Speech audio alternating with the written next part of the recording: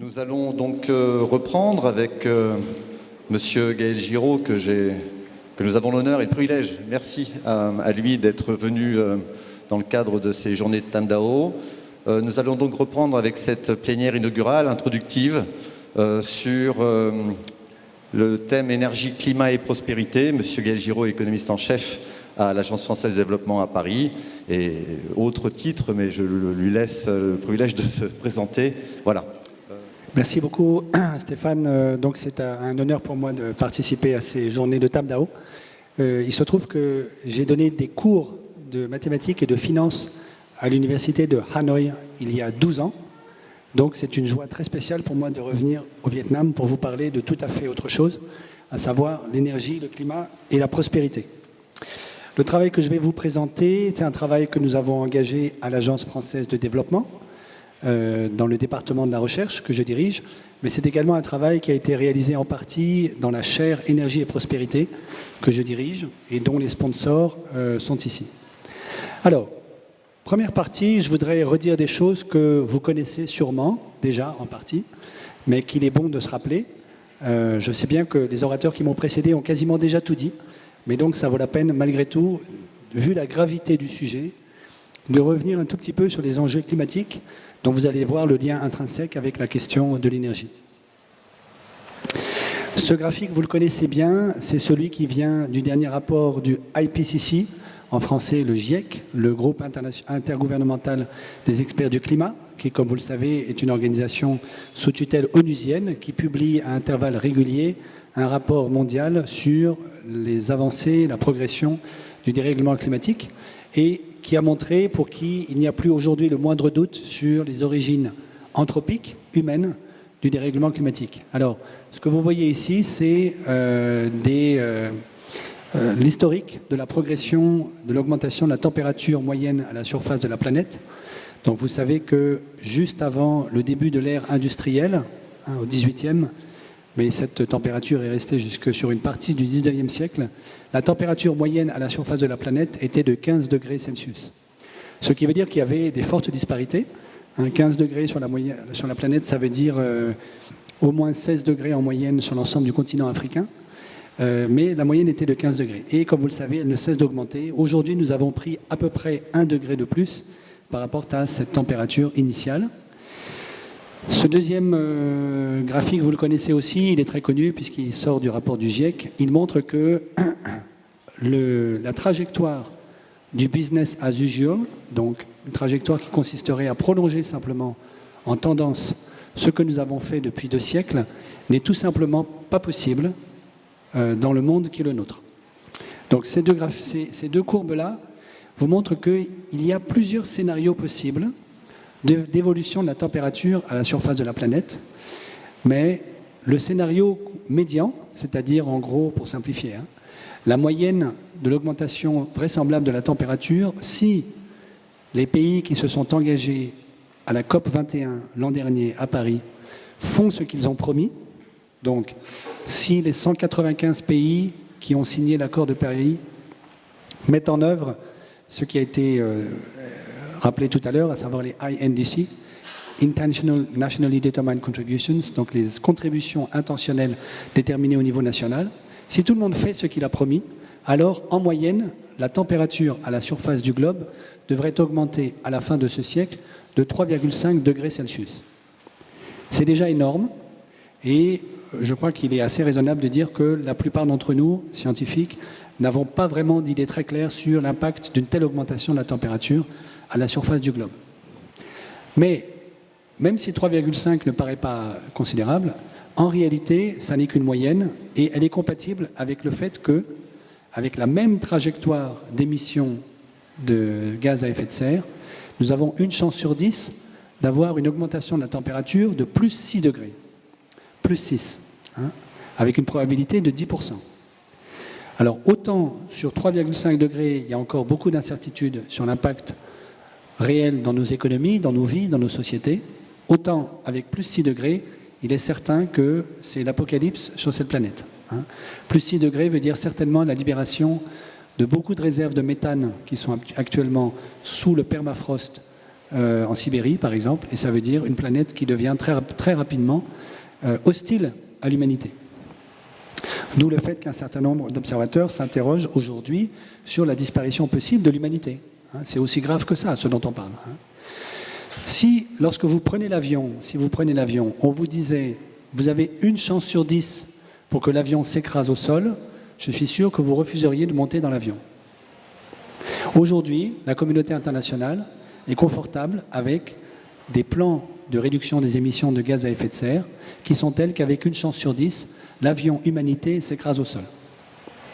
C'est ça dont nous parlons, c'est d'une extrême gravité. Alors, comment est-ce que ceci va se faire ? Je vais aller très vite, vous aurez le temps de regarder davantage en détail ces diapositives. Vous le savez déjà en partie, mais je nous le redis, et le Vietnam est très concerné par ces aspects-là. Les canaux par lesquels le changement climatique va affecter nos sociétés sont relativement bien connus. Le premier, c'est l'augmentation du niveau de la mer. Et comme vous le savez, le delta du Mékong est directement concerné par l'augmentation du niveau des océans. Vous savez que les dernières informations qui nous proviennent des climatologues sont des mauvaises nouvelles de ce point de vue-là, parce que la calotte ouest antarctique fond plus vite que ce que nous pensions initialement, et ça veut dire que dans le scénario médian d'augmentation du niveau de la mer aujourd'hui, nous devrions atteindre plus 2 mètres à la fin de ce siècle, et non pas plus 1 mètre, comme on le pensait il y a encore quelques mois. Plus 2 mètres, ça veut dire que New York est sous l'eau. Et certainement, une bonne partie du delta du Mékong est sous l'eau. Ça veut dire des zones entières qui actuellement sont dévolues à la riziculture qui seront inondées, qui seront impropres à l'agriculture à cause de la salinisation des sols. Ça veut dire aussi des migrations majeures des Vietnamiens qui vivent aujourd'hui dans le delta du Mékong vers des zones non submersibles. Le deuxième phénomène, c'est la fonte des glaciers. Vous savez que les glaciers sont d'énormes réfrigérateurs gratuits que la nature régénère chaque année pour nous, en eau potable, en eau douce. Malheureusement, les grands glaciers sur le plateau du Tibet sont en train de fondre à très grande vitesse et ils alimentent des toutes petites rivières, comme par exemple l'Indus, le Gange, le Yangtze-Kiang. Il est possible, ça je ne le sais pas, mais vous le savez mieux que moi, que le Mékong lui-même soit touché par la fonte des glaciers du Tibet. Et ça veut dire que d'ici un tout petit nombre de décennies, 2, 3, peut-être 4, ces grands fleuves qui fournissent l'essentiel de l'eau douce qui est utile à l'irrigation agricole pour des millions de personnes, ces grands fleuves pourraient être à sec pendant la saison sèche au cours de l'année d'ici une trentaine d'années. Ça veut dire que, évidemment, les populations qui vivent sur les rives de ces fleuves ne pourront plus pratiquer l'irrigation, ce qui veut dire plus d'agriculture. Le même problème se pose également en Amérique latine, dans les Andes. Une ville comme La Paz, en Bolivie, qui est située à 4000 mètres d'altitude, est aujourd'hui dans un désert. Vous pensez bien que les Boliviens ne sont pas assez fous pour construire une ville à 4000 mètres dans un désert. Mais au moment où elle a été construite, elle était dans une zone florissante. Aujourd'hui, les glaciers andins ont fondu et donc La Paz se retrouve déjà, dès maintenant, dans un désert. Donc le problème de la fonte des glaciers est un problème majeur, pas simplement pour l'Asie, mais aussi pour l'Amérique latine.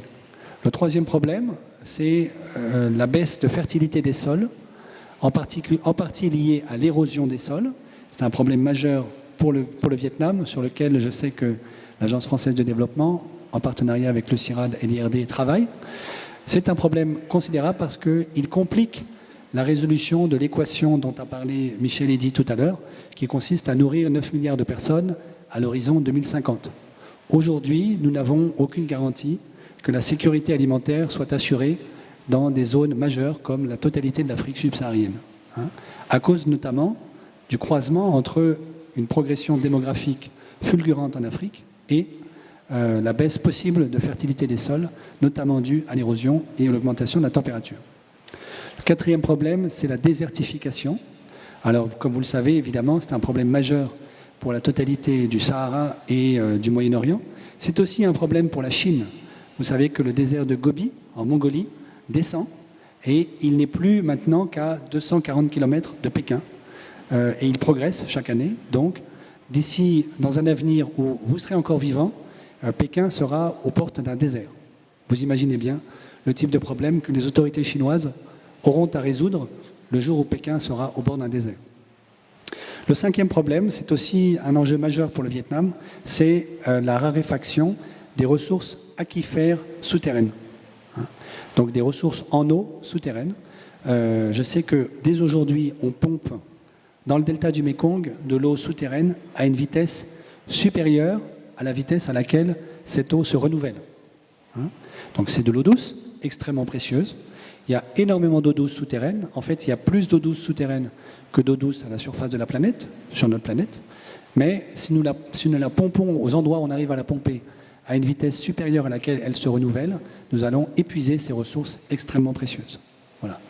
Un autre exemple, la ville de Amman, en Jordanie, pompe aujourd'hui de l'eau douce à moins 400 mètres sous le sol, ce qui veut dire, premièrement, qu'elle pompe cette eau grâce à des infrastructures de pompage qui sont aussi coûteuses que les infrastructures pétrolières. Donc ça veut dire des investissements colossaux. Et deuxièmement, cette nappe dans laquelle pompe Amman est une nappe fossile qui ne se renouvelle pas et qui sera épuisée d'ici 25 ans. Donc pour l'instant, je ne sais pas du tout comment vivront les habitants de Amman dans 25 ans. Vous imaginez bien que les enjeux sociaux, humains, politiques liés à ces questions sont considérables. Alors, je continue un tout petit peu, juste pour revenir un tout petit peu sur la question de l'incertitude qui pèse sur la progression de la température, puisque vous allez le voir dans un instant, cette question-là est centrale pour les projections que je vais vous montrer. L'une des raisons pour lesquelles il y a de l'incertitude aujourd'hui sur l'évolution de la température en fonction des émissions de CO2, c'est ce qu'on appelle la sensibilité du climat au gaz carbonique. Ça veut dire, imaginons par exemple que la concentration en CO2 dans l'atmosphère soit multipliée par 2 à la fin du siècle, ce qui est possible. Question de combien la température va-t-elle augmenter? Aujourd'hui, les scientifiques du climat, les physiciens, ne sont pas d'accord sur la sensibilité de l'augmentation de la température à l'augmentation de la concentration de CO2. Cette sensibilité varie entre 1 et 6 en fonction des modèles utilisés par les climatologues.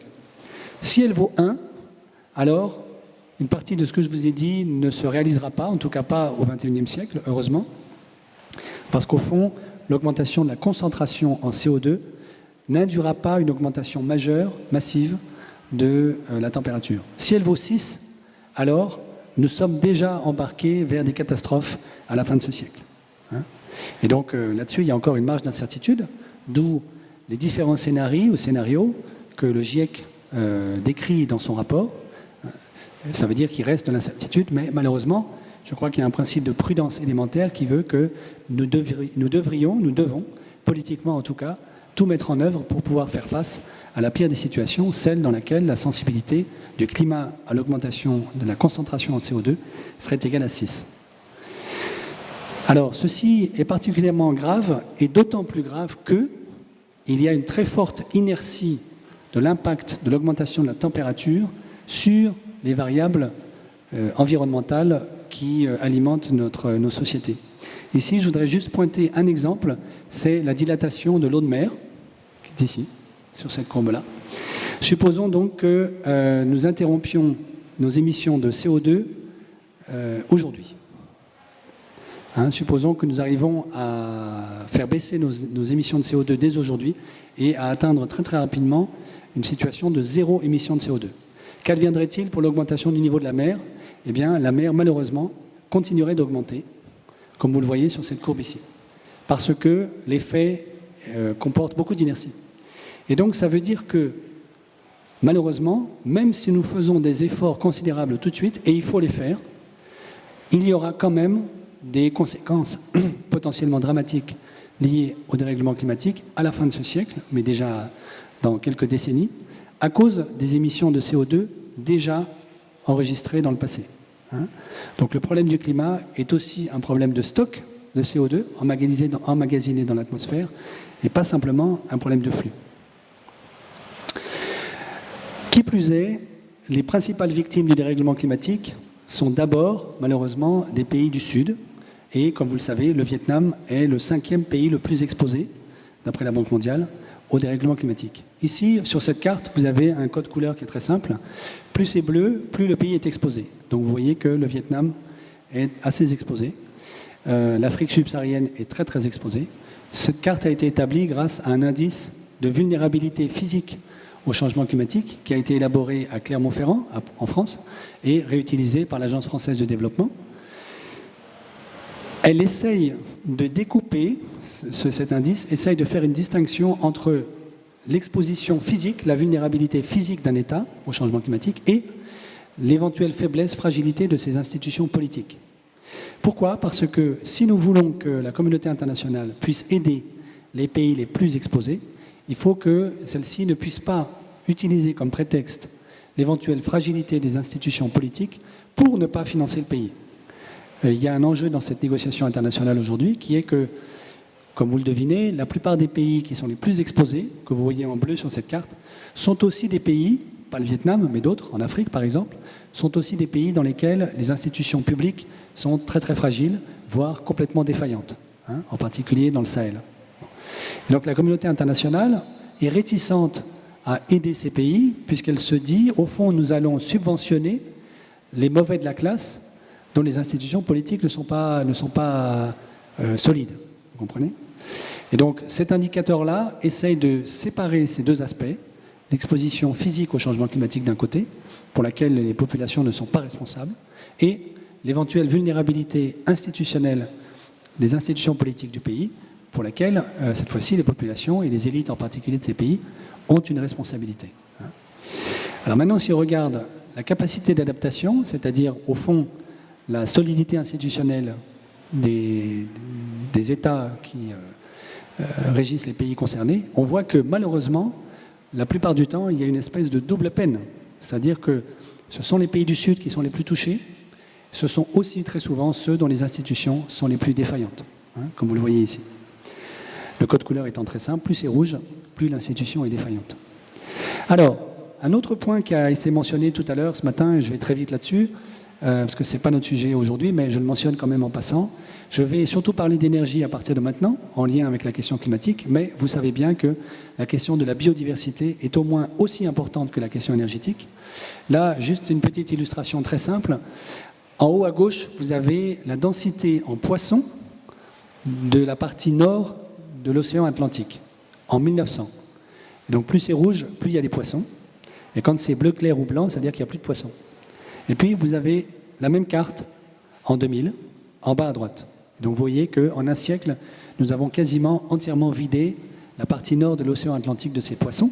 Il y a par exemple des espèces comme la morue qui ont complètement disparu au large des côtes canadiennes, que nous essayons de réintroduire dans la mer depuis une trentaine d'années sans succès. Donc ça veut dire que nous sommes capables de détruire entièrement, ou quasi entièrement, la faune halieutique d'une partie de l'océan. Et vous savez que les océanologues sont assez inquiets. Certains d'entre eux estiment que si nous continuons à pratiquer la pêche industrielle en eau profonde telle que nous la pratiquons aujourd'hui, nous allons briser ce qu'on appelle les chaînes trophiques de reproduction des espèces des poissons, et il pourrait ne plus y avoir de poissons comestibles dans les océans de la planète entre 2040 et 2050. Donc je redis, si nous continuons, il pourrait ne plus y avoir de poissons comestibles dans nos océans entre 2040 et 2050. Vous imaginez bien que ce serait dramatique, en particulier pour un pays comme le Vietnam, pour qui la pêche est évidemment une ressource fondamentale. Ça ne veut pas dire que les océans seront vides, contrairement à ce que cette carte peut donner à croire. Ils seront peuplés de méduses, comme c'est déjà le cas en ce moment pour la baie de Halong, qui, vous savez, est peuplée de méduses. Mais vous imaginez, la totalité de la planète serait semblable à la baie de Halong. Elle serait entièrement peuplée de méduses et non plus de poissons. Question, voulez-vous que vos enfants vivent dans une planète qui sera entièrement peuplée de méduses plutôt que de poissons? Alors, pourquoi faut-il du coup, et on l'a dit ce matin, modifier le bouquet énergétique de la planète et donc de chacun des pays? Mais parce que, vous l'avez compris, une bonne partie du dérèglement climatique provient de l'activité humaine et en particulier des émissions de gaz à effet de serre induites par la consommation ou la dissipation de l'énergie dans nos activités humaines. Ici, vous avez, au niveau mondial, l'évolution du bouquet énergétique depuis 1850. Donc ce que vous voyez, premièrement, c'est qu'il y a une très forte rupture de pente juste après la Seconde Guerre mondiale. En gros, le problème de l'énergie en lien avec le climat aujourd'hui, c'est un problème très récent, puisque jusqu'à la Seconde Guerre mondiale, grosso modo, l'humanité consomme peu d'énergie. À partir de 1945, à la faveur de la consommation de masse, elle se met à en consommer considérablement. Ici, vous avez la crise des deux chocs pétroliers des années 70. Vous voyez qu'elle a induit une petite rupture de pente, mais très faible. L'humanité a immédiatement repris sa course vers une augmentation exponentielle de la quantité d'énergie consommée. Ce que vous voyez également, c'est que dans le bouquet énergétique, le charbon qui est ici ne décline pas du tout, au contraire. Il réaugmente très fortement sur la fin de la période, entre autres à cause de la Chine, mais pas seulement. Et comme on l'a dit déjà ce matin, le Vietnam, malheureusement, pourrait entrer lui-même dans la course des pays qui continuent à s'électrifier grâce au charbon. Le Vietnam n'est pas le seul, l'Indonésie est concernée, l'Afrique du Sud aussi, évidemment. Mais vous êtes bien conscient du fait que ce sera à vous et à votre génération, là je parle aux stagiaires, de faire en sorte que tous ces pays, le Vietnam aussi, puissent transiter vers une économie décarbonée. C'est une nécessité impérieuse si on a compris la gravité de l'enjeu climatique. Alors, une autre vue également de la question du bouquet énergétique au niveau mondial, en fonction des secteurs qui sont responsables des émissions de gaz à effet de serre. Ici, je voudrais simplement pointer, alors évidemment, vous voyez que le charbon se taille la part du lion, avec 21% des émissions, mais ça me semble très important de rappeler que l'agriculture est également extrêmement émettrice. Ça, c'était le grand sujet tout à l'heure de Michel Eddy. Un autre sujet fondamental, c'est la déforestation. La déforestation est émettrice de gaz à effet de serre au sens où elle détruit l'un des puits majeurs d'absorption du CO2 que nous émettons dans l'atmosphère. Vous savez que le CO2 est récupéré par les plantes, et donc en fond, les plantes, la forêt est un puits d'absorption du CO2, et au fur et à mesure que nous détruisons la forêt, nous supprimons un puits majeur. Donc là aussi, il y a un enjeu fondamental à stopper la déforestation. Alors, la difficulté, c'est que nos économies sont dopées à l'énergie. Et c'est pourquoi ce n'est pas du tout facile de transiter d'une économie comme celle qu'on a aujourd'hui, dans laquelle nous consommons allègrement de l'énergie, en particulier le Vietnam, on l'a rappelé tout à l'heure, la consommation énergétique du Vietnam augmente 2 fois plus vite que le PIB vietnamien. Pourquoi est-ce que c'est très compliqué? Parce qu'au fond, ce que je vais essayer de vous montrer là pendant 3 minutes, au fond, nos économies dépendent fondamentalement de la consommation d'énergie. Alors pour le voir, une équation très simple, rassurez-vous, ça ne fait pas mal, et c'est des mathématiques de niveau école primaire, disons collège. Donc ici, vous avez une équation qui est tautologique, qui est toujours vraie. En haut, vous avez le PIB, Y. En bas, NT, c'est la population, la taille de la population. Donc ce ratio, c'est le PIB par habitant. Okay. Comme on apprend à l'école, on a le droit, comme on dit, de multiplier en haut et en bas par la même quantité. Donc je multiplie par la quantité d'énergie consommée ou dissipée. Donc ici, maintenant, j'obtiens l'énergie en haut et en bas. Et donc ce premier ratio est toujours égal au produit qui est ici, à savoir la quantité d'énergie consommée par habitant, multiplié par le PIB divisé par la quantité d'énergie. Donc au fond, si vous voulez, l'inverse de l'intensité énergétique, ou encore une mesure de l'efficacité énergétique. Ça, c'est la quantité de dollars que vous arrivez à produire par unité d'énergie dissipée. Okay ? Donc le PIB par habitant est toujours égal à la multiplication de la quantité d'énergie consommée par habitant fois l'efficacité énergétique. Si vous passez au logarithme et vous prenez le taux de croissance, croyez-moi, c'est toujours vrai, ces deux équations sont absolument équivalentes, vous obtenez que le taux de croissance du PIB par habitant est toujours égal au taux de croissance de la consommation d'énergie par habitant, plus le taux de croissance de l'efficacité énergétique d'un pays. Ceci est toujours vrai, quoi qu'il arrive. Quelle que soit la couleur politique du parti en place, il ne peut pas échapper à cette équation. Si vous regardez au niveau mondial, entre 1965 et 1981, ce que donne cette équation, qu'est-ce que vous obtenez? La croissance du PIB par habitant, 2,38%, ce qui est énorme. Jamais l'humanité n'a connu une telle augmentation du PIB par habitant. Il est très vraisemblable que jamais nous ne connaîtrons de nouveau une telle augmentation du PIB par habitant, qui se décompose en 1,6%, l'augmentation de la consommation d'énergie par habitant, plus 0,78%, l'augmentation de l'efficacité énergétique. Okay ? À partir de 1981, cette équation devient ceci.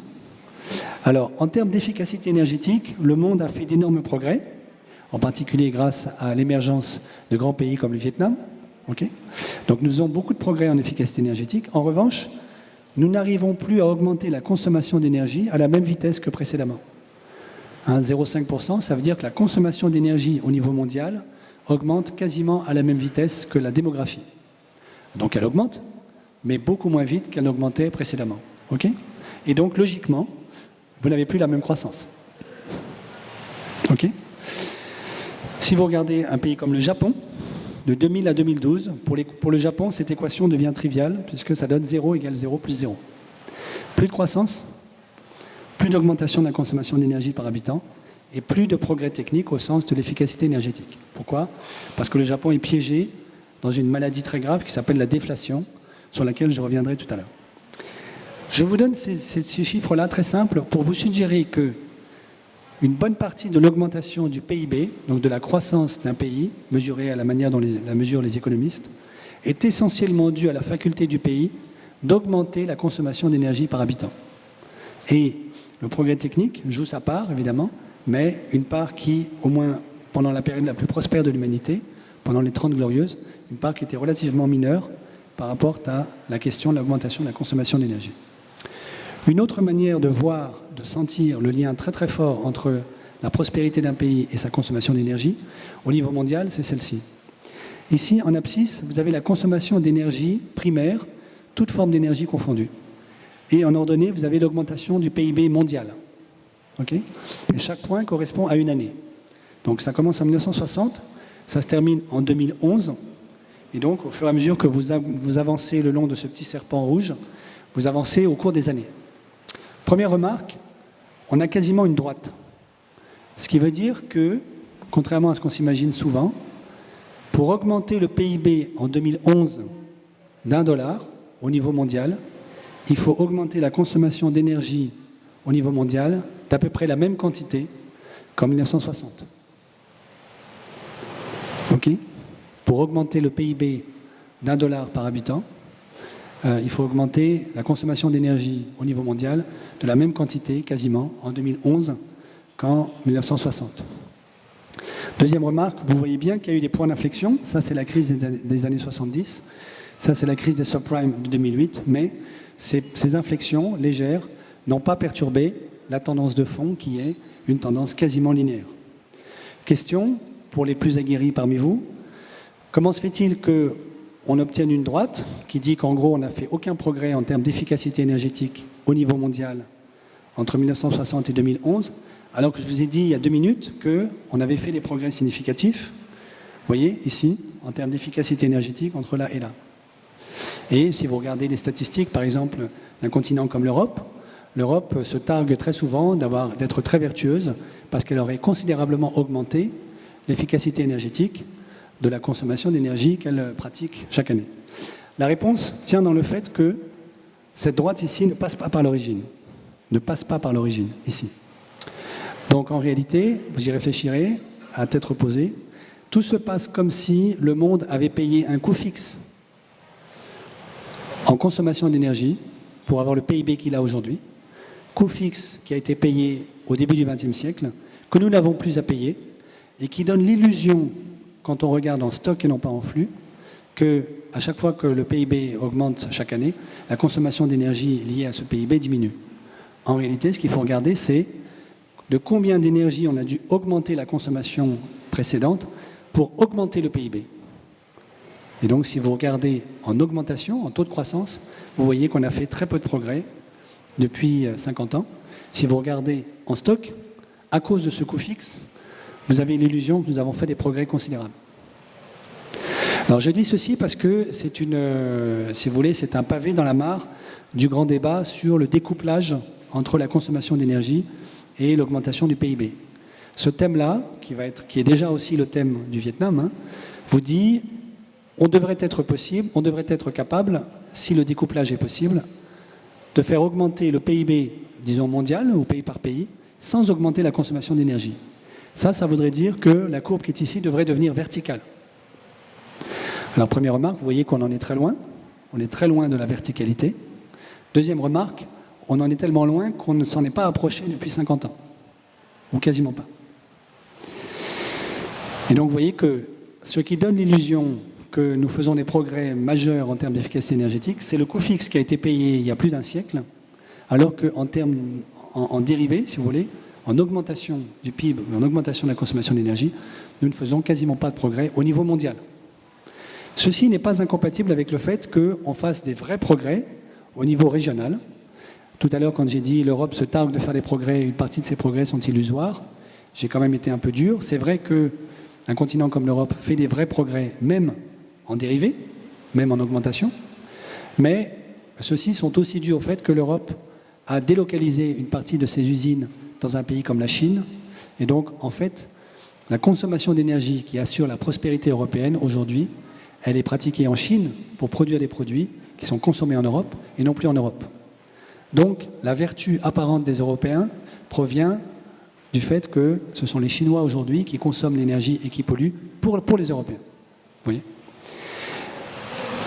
Alors, si vous regardez en tendance maintenant, l'augmentation le taux de croissance du PIB et le taux de croissance de la consommation d'énergie, année après année, donc ici en bleu vous avez le PIB, en vert vous avez la consommation d'énergie, vous voyez que d'abord la tendance est à la baisse, donc le taux de croissance baisse inéluctablement au niveau mondial depuis des décennies, et donc on va très rapidement, si on prolonge en tendance, arriver à zéro. Nous sommes peut-être déjà arrivés à zéro. Vous savez peut-être qu'il y a un grand débat aux États-Unis aujourd'hui sur ce qu'on appelle la stagnation séculaire, c'est-à-dire l'idée que nous n'aurions plus de croissance du tout au niveau mondial dans les années qui viennent.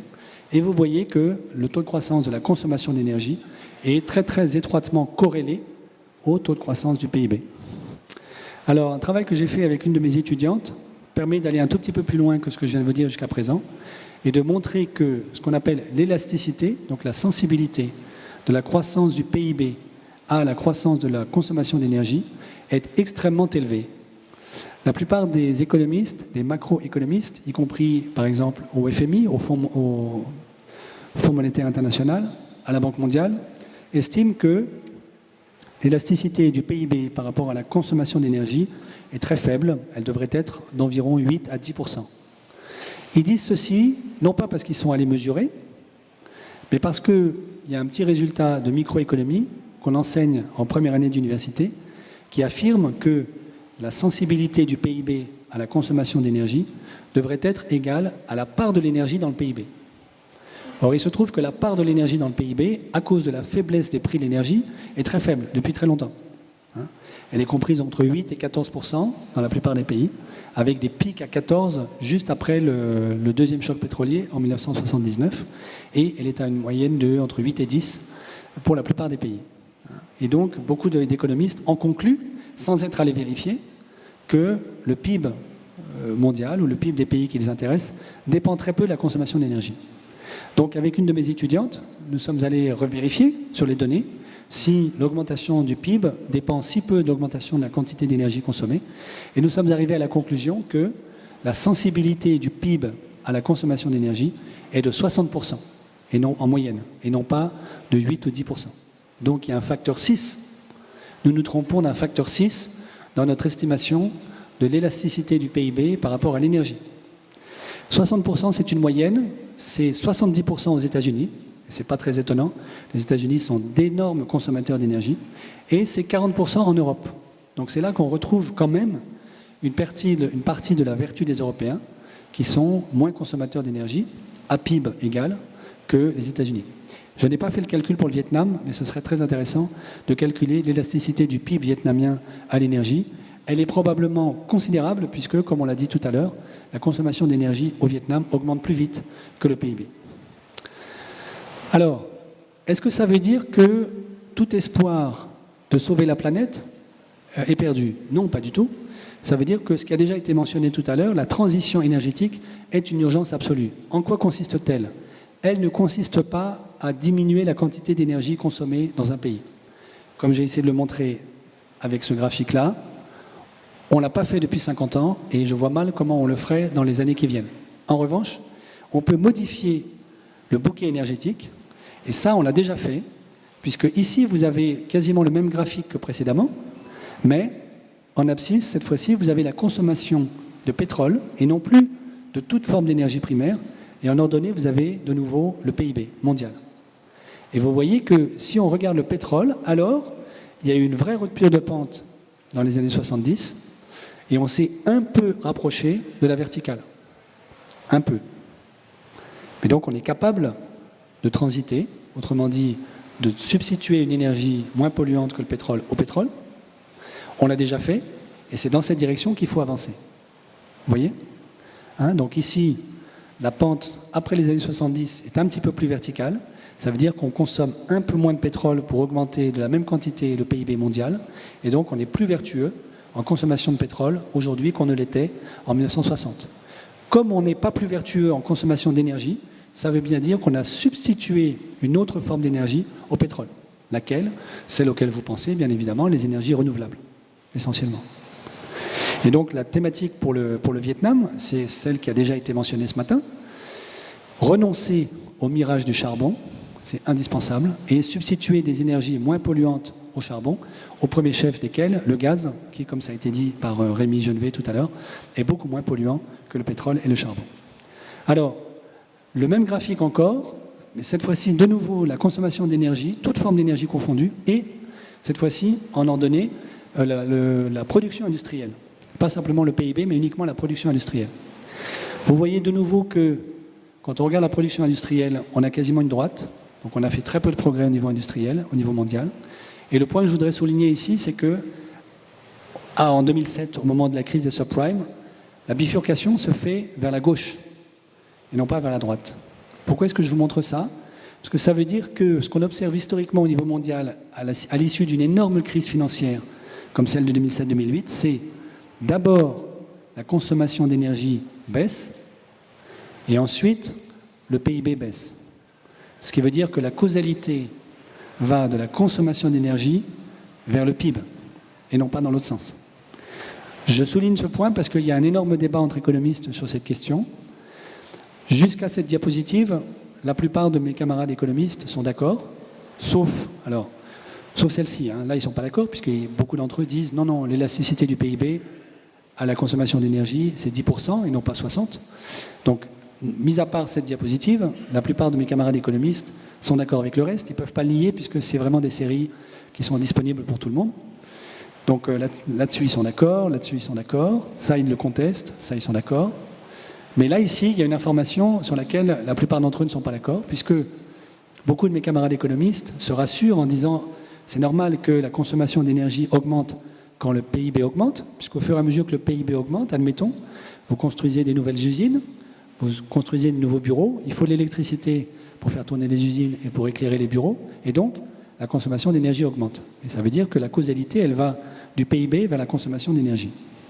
En réalité, c'est dans l'autre sens, comme le montre ce graphique, la causalité va de la consommation d'énergie vers le PIB. Et pourquoi cette remarque est-elle fondamentale ? Parce que si nous n'arrivons plus à augmenter la consommation d'énergie pour des raisons que je vais rappeler dans un instant, alors nous n'aurons plus de croissance. Vous voyez ? C'est pas il y a une croissance magique qui vient parce que les dieux nous sont favorables, ce qui est à peu près ce qui trotte dans la tête des économistes, et donc la consommation d'énergie suit, c'est il y a une augmentation de la consommation d'énergie, et donc ça fait de la croissance. Ça va ? Pourquoi est-ce que c'est fondamental ? Si nous décidons de consommer moins d'énergie, à cause du climat par exemple, alors ça veut dire que nous n'aurons pas de croissance. Alors, les économistes en fait, inconsciemment, ils ont bien compris ça. Et donc, vous avez aujourd'hui un travail qui est réalisé par certains économistes pour essayer de changer la mesure du PIB. Puisqu'on voit que le PIB n'augmente plus, voire on constate qu'il n'augmentera plus dans les années qui viennent, alors certains de mes camarades veulent changer le thermomètre pour ne pas s'avouer eux-mêmes que nous avons un énorme problème d'absence de croissance dans les années qui viennent. L'an dernier, en 2015, au niveau mondial, le PIB nominal mondial a baissé de moins 6%. Je redis, je répète, l'an dernier, au niveau mondial, le PIB nominal a baissé de moins 6%. C'est comme si nous avions supprimé de la carte l'économie japonaise. Donc c'est phénoménal. Et l'an dernier, vous l'avez remarqué, nous n'avons eu aucune crise financière majeure, pas de tremblement de terre, aucun grand pays qui aurait fait défaut sur sa dette, etc. Pourquoi est-ce qu'on en parle très peu? D'abord parce que ça embarrasse beaucoup les économistes, et ensuite parce que les économistes se rassurent en disant « Ah oui, oui, mais attention, le PIB réel, donc corrigé de l'inflation, lui, il a augmenté. » D'autant que le PIB réel au niveau mondial, il est calculé en trafiquant les taux de change entre pays, avec des techniques dans le détail desquelles je ne vais pas rentrer maintenant. Et donc ce PIB réel, qui est une construction artificielle, lui, il continue d'augmenter, alors que le PIB nominal mondial baisse de moins 6%. C'est la première fois dans l'histoire des statistiques mondiales que nous avons un tel divorce entre le PIB réel et le PIB nominal, pour des raisons que je pourrais détailler si vous m'interrogez tout à l'heure. Mais toujours est-il que moi, je crois que le PIB réel, ce n'est pas du tout une bonne construction. Si vous voulez, j'expliquerai pourquoi tout à l'heure. D'autant que lorsqu'on a des dettes, et vous savez que la dette publique du Vietnam commence à devenir un problème, puisque vous êtes en train de vous rapprocher de la barre des 65%. Quand on a des dettes, les dettes, on les rembourse avec de la vraie monnaie. Donc on les rembourse en dong, en dollars, en yens, en euros. On ne les rembourse pas en monnaie réelle calculée pour calculer le PIB réel. Le PIB réel ne sert à rembourser aucune dette. Le PIB nominal sert à rembourser les dettes. Et donc si le PIB nominal mondial baisse de moins 6%, ça veut dire que la planète a un énorme problème devant elle pour rembourser sa dette.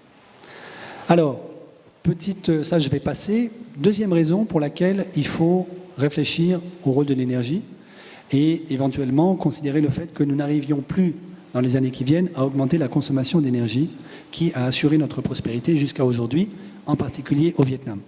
Premièrement, à cause du climat, je l'ai dit, mais deuxièmement, également, à cause de ce qu'on appelle le peak oil. Donc il y a été fait allusion par Rémi Genevet il y a quelques minutes, ce matin, mais je voudrais revenir sur ce sujet. Le peak oil, en anglais, ça veut dire le pic du pétrole. Le pic du pétrole, c'est ce que vous voyez ici. Donc ça, c'est la consommation de pétrole au niveau mondial depuis les années, je ne sais pas lesquelles, disons avant la Seconde Guerre mondiale, ça c'est sûr. Et c'est la projection de la consommation mondiale de pétrole. Le pic, c'est le moment où vous arrivez au sommet. Ça ne veut pas dire qu'il n'y a plus de pétrole, puisqu'on continue d'en consommer. La totalité des réserves disponibles, c'est la surface qui est en dessous de la courbe. Puisque à la fin des temps, une fois que cette courbe aura atteint zéro, il n'y aura plus de pétrole. Mais la totalité du pétrole qu'on aura consommé, ce sera la surface de la courbe. Le pic du pétrole, c'est le moment où on atteint le sommet et à partir duquel il ne sera plus possible d'augmenter la quantité de pétrole consommée sur Terre. Mais évidemment, le lendemain du pic du pétrole, on continue d'en consommer, il en reste. Simplement, on en consomme moins que la veille. D'accord ? Alors, le pic du pétrole, avec les techniques conventionnelles d'extraction, a déjà été atteint au niveau mondial en 2005. Ceci est admis par tout le monde, en particulier l'Agence internationale de l'énergie à Paris l'a reconnu. Alors elle a mis 5 ans à le reconnaître, donc elle l'a avoué en 2010, parce que, comme vous l'imaginez, il y a un très fort lobby sur les chiffres qu'on donne sur le pétrole, mais aujourd'hui, il n'y a plus de discussion. Le pic mondial conventionnel de pétrole a été atteint en 2005. Ce qui veut dire qu'il a été atteint en gros autour de 90, un peu moins, 88 millions de barils de pétrole produits chaque jour au niveau planétaire. Ça veut dire que depuis 2005, l'humanité n'arrive plus à augmenter la quantité de pétrole qu'elle sort du sous-sol chaque jour, avec les techniques conventionnelles d'extraction. Et elle arrive à sortir en gros 88 millions de barils par jour, et elle n'arrive pas à faire plus pour des raisons que j'expliquerai tout à l'heure si vous voulez. Maintenant, il reste un débat, donc ça c'est 2005, il n'y a plus de débat sur 2005. Il reste un débat sur le pic du pétrole, toutes techniques confondues, c'est-à-dire en incluant non seulement les techniques conventionnelles, mais également ce qu'on appelle le fracking en anglais, donc la fracturation hydraulique de la roche, qui permet aujourd'hui d'avoir des nouveaux puits, en particulier au nord des États-Unis et au Canada. Question, le pic du pétrole, toutes techniques confondues, il est pour quand ? Aujourd'hui, la communauté des ingénieurs pétroliers est très divisée. En gros, vous avez deux tribus, la tribu des optimistes, la tribu des pessimistes. La tribu des optimistes dit le pic du pétrole mondial, toutes techniques confondues, est pour 2050-2060. Les plus pessimistes disent il est pour 2025. Et j'ai beau réinterroger très régulièrement mes camarades ingénieurs pétroliers, il n'y a aucune des deux tribus aujourd'hui qui l'emporte, mais on a des raisons de penser, j'ai des raisons de penser que ceux qui prétendent que c'est 2025 ne sont pas des fous. Et donc, l'humanité doit se préparer à pouvoir atteindre son pic du pétrole dès 2025. C'est possible. Et en tout cas, si vous interrogez les amis géophysiciens, beaucoup de géophysiciens sont très favorables à la thèse du 2025. Alors, pourquoi est-ce que ceci va rendre la résolution de l'équation de Michel Eddy tout à l'heure très compliquée et plus généralement la question de la transition énergétique très compliquée et donc la réponse que l'humanité peut apporter aux défis climatiques très compliquée. À cause de cette équation très simple que vous avez en haut, qui est quasiment la même équation que celle que je vous ai montrée il y a une demi-heure. C'est de nouveau une tautologie, donc il n'y a pas de mathématiques sophistiquées cachées derrière. Ici, vous avez la quantité de CO2 émise dans l'atmosphère par l'humanité. Elle est toujours égale au terme de droite. Le terme de droite, c'est quoi? C'est la quantité de CO2 divisée par l'énergie consommée, multiplié par l'énergie consommée divisé par le PIB, multiplié par le PIB divisé par la population, multiplié par la population. Comme vous le voyez facilement, la population s'élimine, le PIB s'élimine, l'énergie s'élimine, et le CO2 est toujours égal au CO2. Okay? Donc, c'est une tautologie. Mais elle est très utile parce qu'elle permet de comprendre où sont les enjeux. Ça nous dit que la quantité de CO2 que nous émettons est toujours égale à l'intensité en CO2 de l'énergie consommée, multiplié par l'intensité énergétique du PIB, multiplié par le PIB par habitant, multiplié par la population. La communauté internationale, en particulier à Paris l'an dernier, s'est engagée à diviser par 3 la quantité de CO2 au niveau mondial d'ici 2050. Et on sait, je vais vous le montrer encore dans un instant, qu'il est impératif d'arriver à ceci si nous voulons éviter l'apocalypse à la fin de ce siècle, par exemple, une augmentation de plus 6 degrés de la température. Donc, nous devons diviser par 3 le terme de gauche. Ce qui veut dire qu'il faut diviser par 3 le terme de droite. Alors, question, où allons-nous réussir à faire des progrès? Alors, on va regarder l'un après l'autre chacun des termes de l'équation pour essayer de voir où nous avons des marges de manœuvre. Commençons par la population. La population, comme vous le savez, c'est assez compliqué de maîtriser l'évolution démographique d'un pays et les scénarios de l'ONU nous prédisent pour l'instant une transition démographique en Afrique saharienne qui évolue beaucoup plus lentement que prévu et donc une augmentation de la population, ça a été redit ce matin, de 9 milliards en 2050, peut-être 11 milliards à la fin de ce siècle. Donc ici, vous avez un scénario possible, parmi d'autres, hein, mais en tout cas, 9 milliards en 2050, ça veut dire une augmentation de près d'un quart de la population. Donc ça veut dire que ce n'est pas du côté de la population qu'on va réussir à obtenir une division par 3. Au mieux, on restera constant. Mais ça, c'est déjà probablement impossible, puisque, en gros, la tendance démographique d'ici 2050, elle se détermine aujourd'hui, et donc c'est déjà trop tard.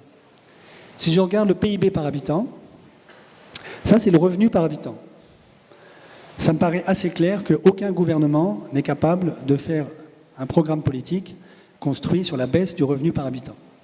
Donc, certainement pas une division par 3. Donc, a priori, il est politiquement impossible aujourd'hui d'engager un programme, quel qu'il soit, qui serait construit sur la division par 3 du revenu par habitant. Admettons que ceci reste constant. Vous savez bien que dans la plupart des pays, les projections, c'est plutôt une augmentation de 2% du revenu par habitant. Une augmentation de 2% du revenu par habitant, ça veut dire que ce ratio devrait être multiplié par 2 d'ici 2050. Multiplié par 2.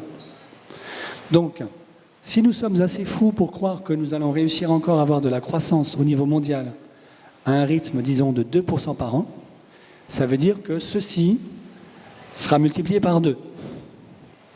Si ceci est multiplié par 1,25, augmentation de 25%, ça veut dire que, comme ça doit être divisé par 3, ça veut dire que les deux termes qui sont là doivent être divisés par 3 fois 2, 6, fois 1,25, admettons 7, un peu plus que 7.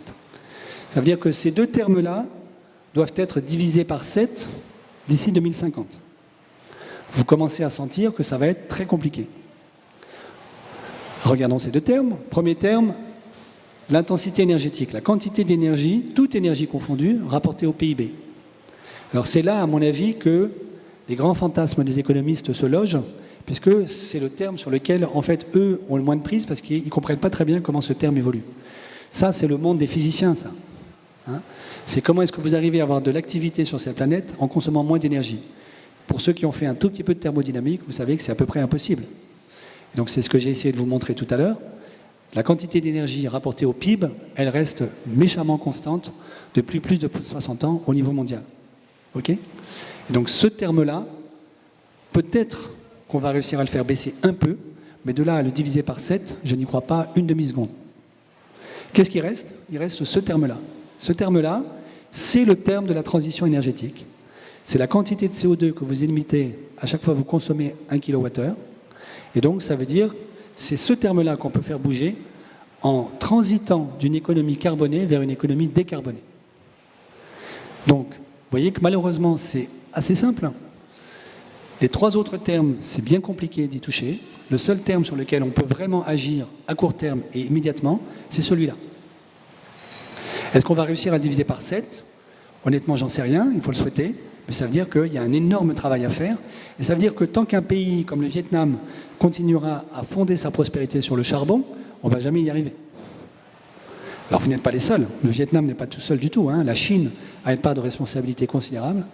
Et au fond, les Européens aussi, puisqu'ils ont délocalisé en Chine les usines polluantes, hein, dont ils continuent de bénéficier. Donc on est tous responsables. Ce n'est pas du tout une manière de jeter la pierre sur qui que ce soit. C'est une manière de nous faire prendre conscience de l'énormité de l'enjeu qui est devant nous. Reste que, il est possible que nous apprenions à être vertueux, il est possible que nous réussissions à diminuer vraiment CO2, la quantité de CO2 que nous émettons, mais pas du tout by design, comme disent les Anglais, c'est-à-dire en le programmant et en agissant en particulier sur cette variable qui est la plus facile à changer, mais par contrainte, par exemple, par un effondrement du revenu par habitant, c'est malheureusement tout à fait possible, voire par un effondrement de la population, ce qui serait un désastre, ce qui veut dire des désastres humanitaires dans les années qui viennent.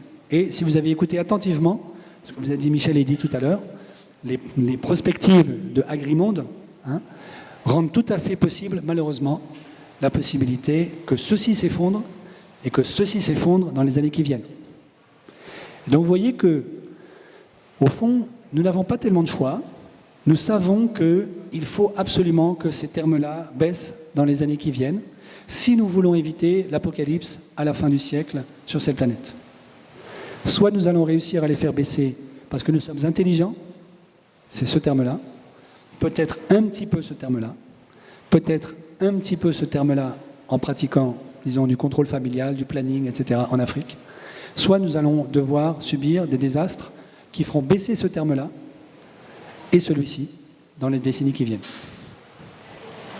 Alors, ça veut dire qu'il est possible que nous ayons des effondrements et pour achever de nous faire peur, je vais essayer de décrire un tout petit peu ça. En 1972, il y a eu un travail absolument remarquable qui a été fait au MIT, à Boston, sur la côte est des États-Unis, par des physiciens, des agronomes, des biologistes et des ingénieurs. Il n'y avait pas un seul économiste dans cette équipe, et c'est pour ça que c'est très intéressant. Et donc cette équipe, elle a rendu un rapport au Club de Rome qui s'appelle Limits to Growth, des limites à la croissance, halte à la croissance, qui a eu un énorme succès à l'époque, plus de 10 millions d'exemplaires vendus, et qui a été complètement ignoré par les économistes. Les économistes se sont bien abstenus de commenter ce rapport fondamental. Pourquoi ? Parce qu'il n'y avait pas une ligne d'économie dans ce rapport, donc ils ont estimé que c'était non pertinent pour ce qu'ils faisaient. Ce rapport disait quoi ?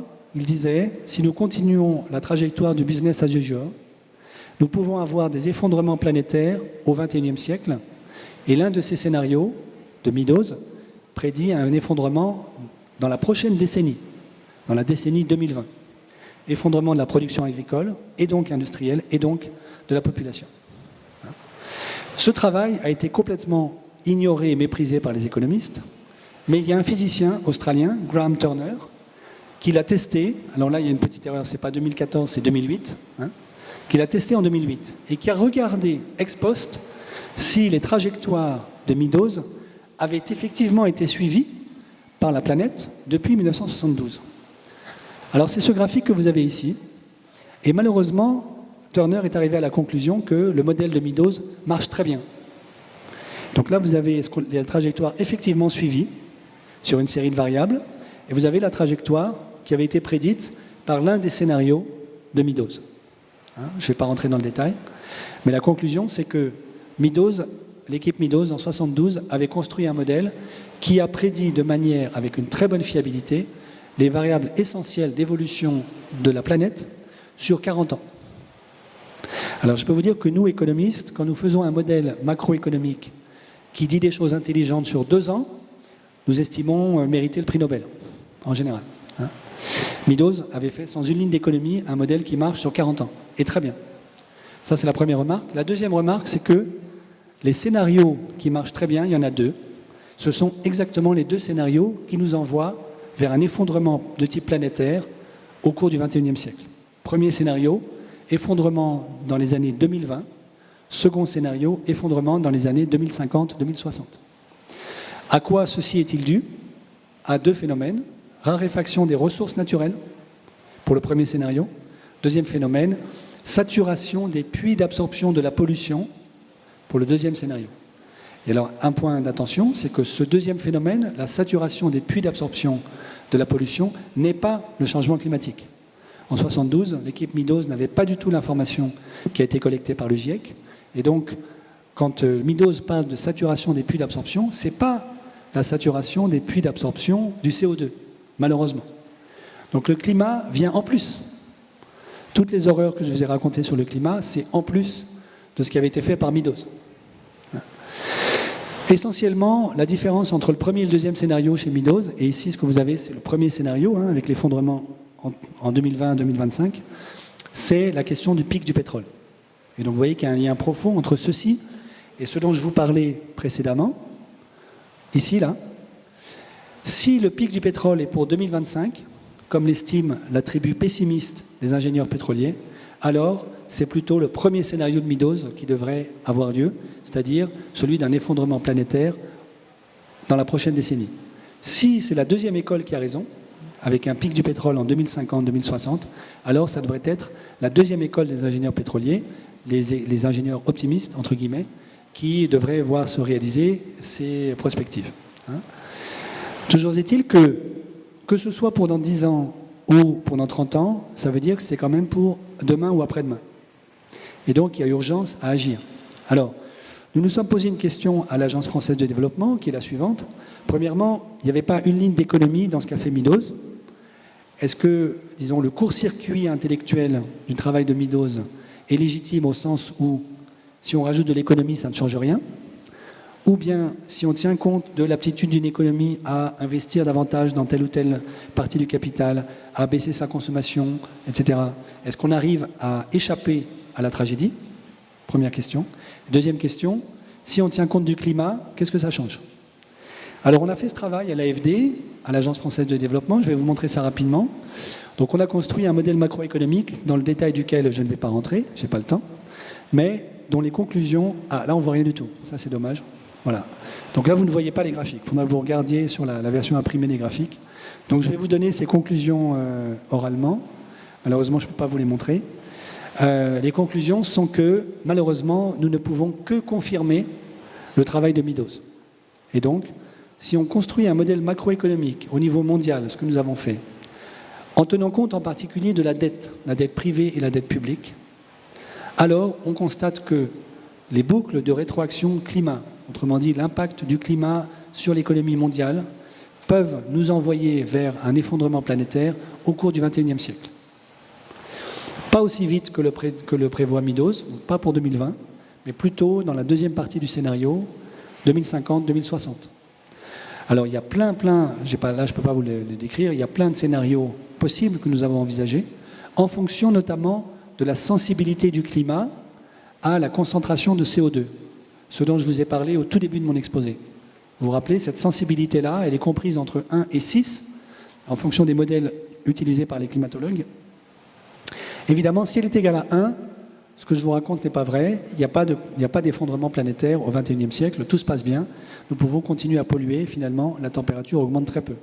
Si elle est égale à 6, alors nous avons un effondrement planétaire très très rapidement, 2050-2060, simplement à cause du climat, c'est-à-dire en négligeant tous les autres aspects du travail qui avait été fait par Meadows, à savoir le pic du pétrole, le pic cuivre, le pic phosphore, mais aussi la saturation des puits d'absorption des autres pollutions que nous émettons. Vous savez, pour donner juste un exemple, que le trou dans la couche d'ozone, dont on a beaucoup parlé en Occident dans les années 80-90, ce trou a cessé d'augmenter, mais il ne se réduit pas aujourd'hui, contrairement à ce qu'on raconte quelquefois dans les médias. Ce trou ne se réduit pas, il a juste cessé d'augmenter. Donc ça veut dire que les autres aspects de la pollution de l'activité humaine, indépendamment, j'allais dire malheureusement, du climat, et donc du CO2, ces autres aspects sont fondamentaux et nous n'avons pas fait de progrès considérable dans la réponse apportée à ces autres aspects. Donc le message général, c'est si nous continuons sur la trajectoire du business as usual, nous avançons vers des désastres humanitaires au niveau planétaire. C'est la raison pour laquelle je vous disais au tout début de mon exposé, cette trajectoire du business as usual n'est juste pas envisageable du tout, du tout. D'où la nécessité impérative de la transition énergétique qui vous a été évoquée ce matin par les différents orateurs qui m'ont précédé.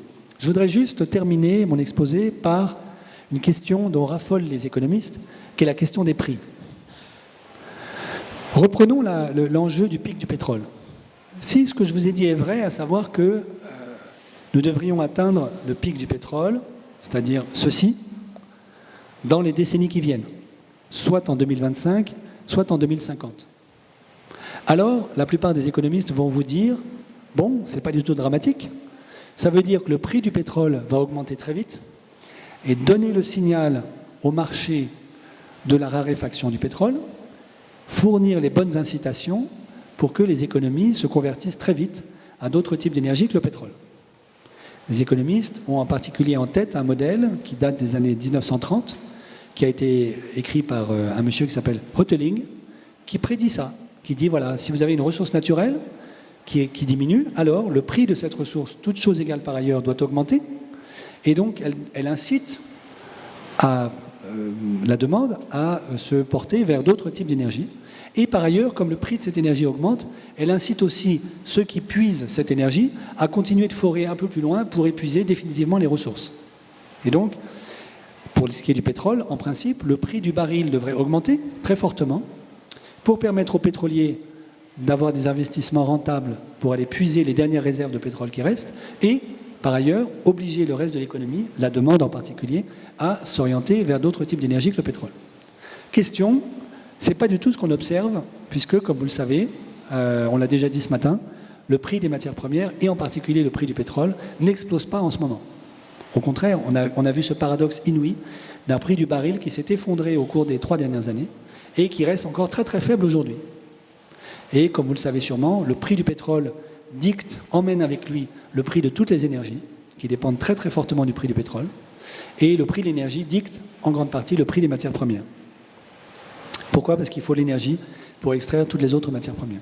Alors, la réponse à ce paradoxe, elle commence ici et puis elle se terminera dans trois slides. Ici, vous avez, pour le pétrole, en abscisse, la consommation de pétrole au niveau mondial. Et vous avez, en ordonnée, le prix du pétrole ramené, enfin, déduit, ajusté de l'inflation. Et de nouveau, chacun des points ici, c'est une année, donc ça commence en 1921 et ça se termine en 2014. Ce que vous constatez, c'est qu'il n'y a aucune corrélation entre l'augmentation de la consommation de pétrole et son prix. Vous pouvez avoir tout d'un coup une augmentation massive, ça c'est les chocs pétroliers, puis une baisse où le prix du pétrole revient au niveau qui était le sien après les chocs du pétrole, puis remonte, ça c'est la crise des subprimes, puis s'effondre de nouveau. Il n'y a pas de corrélation entre l'augmentation de la consommation de pétrole et le prix du pétrole. Donc, le modèle de Hotelling est violemment contredit par ce qu'on observe. Le modèle de Hotelling est complètement faux. Empiriquement, il ne s'observe pas. Donc les physiciens qui sont dans la salle reconnaissent tranquillement que les faits contredisent la théorie, donc il faut changer de théorie. Et malheureusement, il n'y a que dans la tribu des économistes où, quand les faits sont faux, enfin quand les faits montrent que la théorie est fausse, on maintient la théorie et on contredit les faits. Ça, c'est une bizarrerie des économistes qui ont beaucoup de mal avec le monde réel. Mais le point essentiel ici, c'est que les prix ne transmettent pas l'information pertinente sur la raréfaction de la ressource. Pourquoi ? Alors, bon, là j'ouvre une autre parenthèse, c'est un petit peu une polémique avec mes camarades économistes. Ça, c'est les prospectives transmise par l'Agence internationale de l'énergie sur le prix du pétrole. Donc ça, c'est le prix du pétrole que vous avez vraiment observé. Et à chaque endroit, c'est le pronostic qui a été délivré par l'Agence internationale de l'énergie sur l'évolution du pétrole. Donc ici, par exemple, en 1990, vous voyez, la tendance du prix du pétrole, c'est celle-là. On arrive à ce point. L'Agence internationale de l'énergie, en 90, dit, bon, ben, la tendance du prix du pétrole, ça va être ça. Et ce qu'on observe, c'est un effondrement. Donc elle s'est complètement trompée. Ici, quelques années après, même chose, tout le temps. En fait, à aucun moment, les économistes ne sont capables de prédire correctement l'évolution du prix du pétrole. Ils se trompent en permanence. Vous voyez, ce qui est un tout petit peu gênant pour des professionnels de l'évolution des prix. Alors, la raison, donc il y a deux explications majeures à ces fluctuations des prix du pétrole qui ne sont pas liées à la demande et à l'offre de pétrole. Premièrement, le marché du pétrole est un marché extrêmement trafiqué, au sens où le prix mondial du pétrole, il est calculé de la manière suivante. Chaque jour, vous avez une institution privée, même pas publique, privée, qui téléphone tous les matins, enfin maintenant elle envoie des mails, mais il y a quelques années elle téléphonait, aux principaux majors pétroliers, aux principales compagnies pétrolières, en leur demandant, bon, hier après-midi, à quel prix vous avez vendu ? Elle élimine, bon, elle téléphone à une vingtaine de compagnies pétrolières, elle élimine celles qui sont très en haut de la fourchette, elle élimine celles qui sont très en bas, et elle prend la moyenne des prix des autres. Et elle dit, chaque matin, le prix du pétrole, aujourd'hui, c'est ça. Vous avez eu exactement le même mécanisme pour ce qu'on appelle le LIBOR, qui est un taux d'intérêt fixé à Londres pour une grande quantité de marchés financiers. Il y a eu un scandale il y a 2 ou 3 ans où on a constaté que les banques qui étaient interrogées pour calculer le prix du LIBOR avaient manipulé les informations qu'elles donnaient à l'institution qui devait calculer le LIBOR. Pourquoi ? Parce que si vous savez quel taux d'intérêt sera décidé demain matin, à l'avance, ben vous pouvez gagner de l'argent en pariant sur le taux d'intérêt demain. Et comme c'est vous qui allez donner l'information qui servira à calculer ce taux d'intérêt, vous êtes sûr de gagner. Vous comprenez ? Et donc, on sait aujourd'hui que une vingtaine de grandes banques, y compris françaises, ont manipulé sciemment le cours du LIBOR pour gagner de l'argent. Mutatis mutandis, il en va de même pour le pétrole.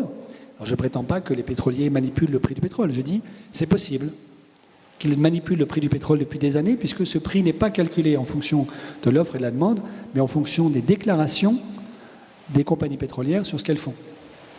Question, y a-t-il un intérêt des compagnies pétrolières à manipuler les déclarations qu'elles font à l'organisme qui calcule le prix du pétrole ? Réponse, très vraisemblablement. Ceci n'est pas une preuve, c'est une présomption de culpabilité. C'est la première remarque. La deuxième, elle est ici, c'est que le prix du pétrole aujourd'hui est très violemment financiarisé. Pour quelle raison ? Parce qu'il y a davantage de capitaux qui circulent sur les marchés dérivés, d'actifs financiers dérivés, les derivatives en anglais, sur le pétrole, que sur le pétrole. Le marché spot de pétrole, c'est-à-dire le marché du pétrole où les gens achètent du pétrole parce qu'ils veulent vraiment se faire livrer du pétrole, est 30 fois plus petit que les marchés financiers sur le pétrole. Qu'est-ce qui se passe sur les marchés financiers sur le pétrole ? Vous avez essentiellement des grandes banques qui vendent et qui achètent des dérivés, donc des actifs financiers sur le pétrole, par exemple, des actifs qui sont des contrats qui vous promettent la livraison du pétrole dans 30 ans. Alors vous avez des grandes banques, comme Goldman Sachs ou d'autres, qui achètent des contrats de livraison du pétrole dans 30 ans, qui n'ont aucune intention de se faire livrer du pétrole, mais qui espèrent que dans quelques mois ou dans quelques années, le prix de ces contrats aura augmenté. Et donc elles achètent aujourd'hui pour revendre d'ici à 30 ans, et elles se disent, c'est bien le diable si dans 30 ans, d'ici 30 ans, le prix de l'actif n'aura jamais augmenté. Et dès qu'il a augmenté suffisamment, la banque revend l'actif pour gagner la différence de prix entre le prix auquel elle a acheté l'actif et le prix auquel elle le vend. Ça s'appelle de la spéculation sur des actifs financiers dérivés sur le pétrole. La raison pour laquelle je vous parle de ceci, c'est que cette spéculation est énorme, puisqu'elle pèse 30 fois plus lourd que le marché du pétrole lui-même. Et la deuxième raison pour laquelle je vous en parle, c'est qu'elle finit par avoir une influence sur le prix lui-même. Pourquoi ? Parce que si vous avez le contrat de livraison du pétrole dans 6 mois, qui explose, dont le prix explose, par exemple, alors vous voyez bien que vous ne pouvez pas vendre aujourd'hui le pétrole au même prix. puisque entre livrer le pétrole dans 6 mois et aujourd'hui, c'est quasiment la même chose. Et donc vous êtes obligé d'adapter le prix auquel vous échangez le pétrole aujourd'hui au prix auquel il va être livré dans 6 mois. Vous voyez bien que si le prix auquel vous allez livrer le pétrole dans 6 mois est multiplié par 4, aujourd'hui, vous n'allez pas vendre votre pétrole au même prix. Vous allez multiplier par 3,5 au moins le prix auquel vous vendez le pétrole aujourd'hui. Et inversement, si le prix auquel on peut se faire livrer du pétrole dans 6 mois est divisé par 2, vous n'arriverez pas à vendre le pétrole au même prix aujourd'hui. Le prix du pétrole aujourd'hui va baisser. Vous voyez ? C'est exactement ce qui s'est passé en 2008. Je reviens un tout petit peu en arrière, une seconde. Ici, là. Vous voyez bien qu'en 2008, vous avez une explosion du prix du pétrole. Juste sur une année et demie. Qu'est-ce qui s'est passé? Le prix du baril était à $60 à la fin de 2007. Il est monté à $145 au milieu de l'année 2008, puis s'est effondré à $40, puis il est remonté à 60, tout ça en 12 mois. Vous comprenez bien qu'une telle variation, 60, 145, 40, 60, n'a rien à voir avec l'offre et la demande réelle de pétrole. L'offre et la demande réelle de pétrole sont extrêmement stables au niveau mondial. Elles croissent lentement, de 500 000 barils par an, tranquillement, à la faveur de la croissance vietnamienne, de la croissance chinoise, etc. Mais elle ne fait pas du tout des montagnes russes du type 60, 145, 40, 60. Pas du tout. Qu'est-ce qui s'est passé? Ce sont les investisseurs financiers, les traders, dans les banques, qui avaient acheté énormément d'actifs financiers pourris subprime, qui ont compris à la fin de l'année 2007, début de l'année 2008, que ces actifs ne valaient plus rien, qui les ont vendus dans la panique et qui, lorsqu'ils sont dans la panique, réinvestissent leur liquidité, leur argent, toujours dans les mêmes 3 valeurs, toujours les mêmes. L'or, pourquoi? Parce que on continue de penser que l'or est une réserve sûre, alors que l'or joue un rôle très très mineur aujourd'hui dans l'économie mondiale, mais c'est un vieil archaïsme. L'or, le pétrole, alors là par contre ça se comprend, parce que le pétrole joue un rôle fondamental dans l'économie mondiale, vous l'avez compris d'après tout ce que je vous raconte depuis 1 heure, et troisièmement, le franc suisse. Alors ne me demandez pas pourquoi le franc suisse, peut-être parce que beaucoup de traders ont mis leur argent dans une banque au noir en Suisse, c'est possible. Mais en tout cas, c'est ces 3 réserves, secours, refuges, dans lesquels les traders, dans le monde occidental, mettent leur argent quand ils paniquent. Et vous, là, je n'ai pas le graphe ici, mais si vous me demandez, je pourrais vous l'envoyer. Quand vous regardez l'évolution du cours de l'or et du pétrole en 2008, elle est absolument parallèle. L'or et le pétrole explosent au même moment, puis s'effondrent au même moment, puis remontent en même temps. Pourquoi? Parce que les traders, dans la panique de la crise financière, commencent par vendre leurs actifs subprime, achètent massivement de l'or, du pétrole et du franc suisse, puis au moment où ils ont compris qu'ils vont pouvoir le revendre en même temps, donc leur prix s'effondre, puis ils le rachètent quelques mois plus tard. Vous voyez? Et donc ça veut dire que le prix du pétrole, aujourd'hui, ne reflète pas la raréfaction réelle, physique du pétrole, ni même l'évolution de l'offre et de la demande physique du pétrole, mais il reflète 2 choses, les manipulations potentielles des compagnies pétrolières et les pronostics des banques. Mais les banques peuvent se tromper, surtout si elles se fient, disons, à des pronostics comme cela. Vous voyez? Et donc, le prix du pétrole ne reflète quasiment pas grand-chose de la réalité. Une dernière remarque, je vais m'arrêter là pour laisser la place aux questions. Il y a un petit résultat de mathématiques que j'ai construit avec des amis mathématiciens français, qui dit en plus que la financiarisation du prix du pétrole peut empêcher complètement le prix du pétrole de donner quelque information que ce soit. Et ce qui vaut pour le pétrole vaut pour tout, puisque c'est des maths, c'est pas lié aux spécificités du marché du pétrole. Supposons que vous ayez un prix dont la tendance déterministe soit exponentielle comme celle-ci. Ça, c'est le prix qu'on devrait voir pour le pétrole si le modèle de Hotelling était vrai, puisque ça reflète la raréfaction croissante du pétrole. Ça vaut d'ailleurs pour le cuivre, pour le phosphore, puisqu'on sait qu'ils vont atteindre leur pic dans les années qui viennent, donc leur prix devrait également augmenter comme ceci. Supposons maintenant que ce prix-là, qui est le prix, disons, lié au marché réel, soit financiarisé et dépende de mouvements aléatoires sur les marchés financiers, de dérivés sur le pétrole. Mais supposons que ces mouvements aléatoires soient d'amplitude relativement faible. Alors ce qu'on va observer, c'est, on ne verra pas, disons, la tendance déterministe, mais on va voir quelque chose d'un peu chaotique qui correspond à la tendance et qui est simplement la tendance augmentée d'un mouvement brownien pour ceux qui connaissent. Mais disons que si on est dans cette situation-là, quelqu'un qui observe les cours du pétrole sur les marchés, bon, au jour le jour, il ne verra pas grand-chose, mais sur le moyen terme, il verra bien une tendance se dessiner qui lui donnera la bonne information. Ce que nous avons démontré, c'est si jamais ce qu'on appelle la volatilité, en anglais volatility, autrement dit, la taille, l'amplitude des fluctuations aléatoires des cours financiers, si cette volatilité est très grande, je vous passe les détails, alors forcément, le prix va s'effondrer vers zéro. C'est très étonnant, mais voilà. Si vous avez une très forte fluctuation aléatoire du prix d'une marchandise, alors, parce que ce prix doit toujours être positif, eh bien, il finit forcément par s'effondrer vers zéro. Et donc, vous pouvez très bien avoir aujourd'hui un pétrole qui est de plus en plus rare, dont le prix sous-jacent devrait forcément exploser exponentiellement, normalement, mais dont la financiarisation, si elle s'accompagne elle-même d'une agitation aléatoire suffisamment importante, peut provoquer la chute du prix vers zéro. Au moins d'un point de vue théorique, c'est absolument faisable, c'est possible. Vous voyez ? Je ne dis pas que c'est ce qui se passe en ce moment, encore que, mais ce que je dis, ceci implique qu'un prix financiarisé ne peut plus être considéré comme un indicateur de quelque réalité que ce soit.